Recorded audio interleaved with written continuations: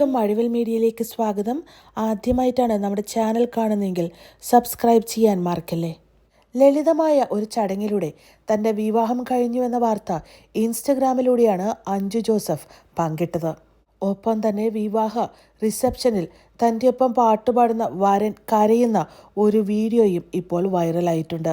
Star മാജിക്കിലെ show ഡയറക്ടറായിരുന്ന അനൂപിനെയാണ് Anju Joseph ആദ്യം വിവാഹം ചെയ്തത്. പക്ഷേ ഈ ബന്ധം അധികകാലം നിലനിന്നില്ല.